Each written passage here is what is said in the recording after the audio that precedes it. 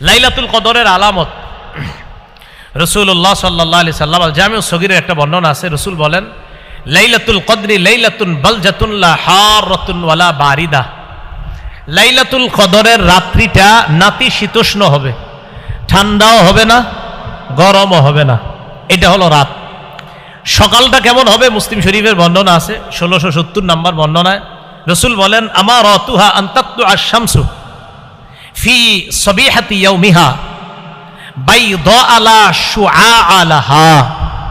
লাইলাতুল কদরের পরের সকালে যে সূর্যটা উঠবে, এই সূর্যটা স্বচ্ছ হয়ে উঠবে, কিরণহীন সূর্য।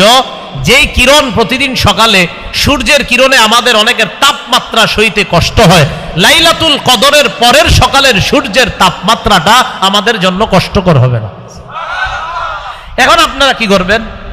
যেহেতু আমরা বাংলাদেশি, আমরা এক কাজ করব, আমরা লাইলাতুল কদরের এই আলামত দেখার জন্য ইবাদত না কইরা খালি রাত্রে তাকায় থাকবো উপরে, যে আজকে রাতটা কি ঠান্ডা না গরম। সারা রাত শুধু এটা খুঁজবো যে এটা কি ঠান্ডা না গরম, আর সকালে উঠে দেখবো যে সূর্যটা কিরকম। ঠিক আছে না? কয় ঠিক আছে? দুই একজন কহ। ইবাদত করব যে লাইলাতুল কদরের রাত্রিটা হবে নাতিশীতোষ্ণ আবহাওয়া, গরমও হবে না, ঠান্ডাও হবে না, পরের সকালটা হবে সহনীয় একটা রৌদ্র। তাই জন্য আমরা খালি প্রত্যেক রাতে খুঁজবো কবে গরম কম আর কবে বেশি, পরের দিন সকালটা কবে আমাদের তাপমাত্রা সহনীয়। কারণ আমাদের অভ্যাস তো এটা খুঁজি। তাই জন্য খালি ফেসবুকে স্ট্যাটাস শুরু করবেন এখন।